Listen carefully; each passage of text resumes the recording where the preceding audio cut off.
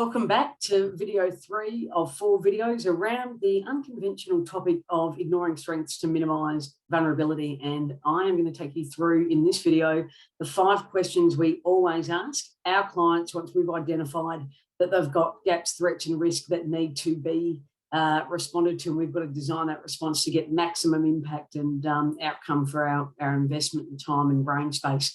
So this is what we do. Once we know we've got a gap, threat and risk, this is the first step that we take to help our client and ourselves just reset, regroup before moving on into that sort of strategic piece around exactly how we're going to respond to it.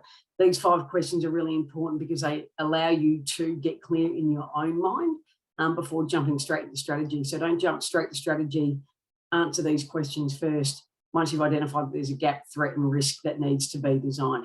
Okay, so number 1, what is the first one? Well, it is a tricky one and it's not really asked that often, but I'm going to get you to do this, with diplomacy intact, of course. But the first one is the root cause. Why does this gap, threat and risk exist within the business? Major. We've got to really understand that before we can move forward. The second one is, what's the consequence of not actually undertaking a response to this? What will the impact actually be on our client, on our business, on our community, on our stakeholders, on funding? Think about your own unique business. Everything is personal. So think about your own circumstances around that. The third one is, what are the benefits though, right? So we've got to weigh up, because this will require you to do things that are different, and that can be very challenging. It can require financial investment, but you've got to weigh up the pro and the con around that. So we've talked about in question 2, what are the consequences if we do nothing with this? If we say, look, I hope that will go.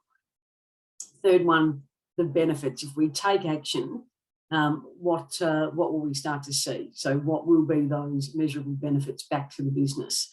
The fourth question is, okay, well, what action do we need to take and when will we need to take that by? So we're starting to think about not going into deep strategy within these 5 questions at the moment, but just starting to think about what would be the steps, a high level, sort of more general discussion around, well, what would that look like? What would we need to do and when would we need to sort of start doing that? And then the 5th one is big picture, more visionary, but really, really important because it does keep you focused and it allows you to weigh up the approach and why you were doing this in the first place. And that is, what would great look like? When we're able to actually start to execute some of these ideas, what could we become as a business? Not even what we do and how we do it, but what could we actually become? And so those 5 questions open up a whole new world of opportunity. They are where we start. We don't jump into crazy strategy without doing the heavy thinking and getting the clarity around these 5 areas once we've actually identified the gap, the threat, the risk. So give us your comments. We've got a question that we attach to every short video based on what we've discussed. So let us know your ideas, thoughts, how you would actually put this back in these 5 questions in a creative way back into your own workplace. We'd certainly love to know that. And as I said, if you're a pro member, you will get the detailed notes accompanying this. So you'll get a copy of all those questions that you can come back to and refer to in your own workplace as well too. So go forth, start to think about this. How do we integrate that into our own day-to-day operations?